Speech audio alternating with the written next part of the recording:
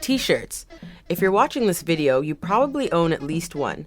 Each year, over 2 billion t-shirts are sold worldwide, but do we ever stop to think about how our clothing gets to us? Let's talk about the life cycle of a simple t-shirt. Step 1. The cotton. The world produces 25 million tons annually, accounting for 2.5% of the world's arable land. The USA is the largest cotton exporter and the third largest producer behind China and India. 65% of cotton is exported from the US annually. The US Environmental Protection Agency, or the EPA, states that farmers spend an average of $4.1 billion on pesticides annually. Thus, 25% of all pesticides used in the United States are used on cotton crops. Step 2. Refining. The cotton is then flown to countries such as Indonesia, Colombia, and Bangladesh. It's pulled into ropes, stretched, twisted into yarn, and turned into fabric by a fleet of machines. Step 3. Production. Now we'll talk a little bit about the people who actually make the t-shirts for us. About 4.5 million people in Bangladesh are in the t-shirt industry. In China, there are approximately 5 million, and in Turkey, there are approximately 3 million.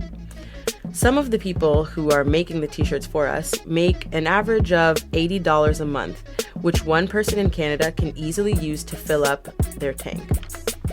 One bale of cotton can make 1,217 men's t-shirts, according to the National Cotton Council of America. Step 4. Transport. Now the t-shirts have to be brought back to North America. It's 8,848 kilometers just to get from Turkey to Canada, so you can imagine how much CO2 is emitted into our atmosphere to ship, train, and truck all the t-shirts to their respective locations. From China, 623 million tons of CO2 were emitted from transport in 2011 alone. Step 5. Purchase and care. By 1987 in the United States, there were more shopping malls than schools. According to Industry Canada, in 2002, the average Canadian household spent $2,450 on clothing. If we do the math, that's approximately 2.5 times the wage of the Bangladeshi worker who made the t-shirt for us. According to the World Wildlife Fund, 151 liters of water are used for each load of laundry, and drying takes 5 times more energy than washing does. We can reduce a third of our carbon footprint just by skipping the dryer and the ironing.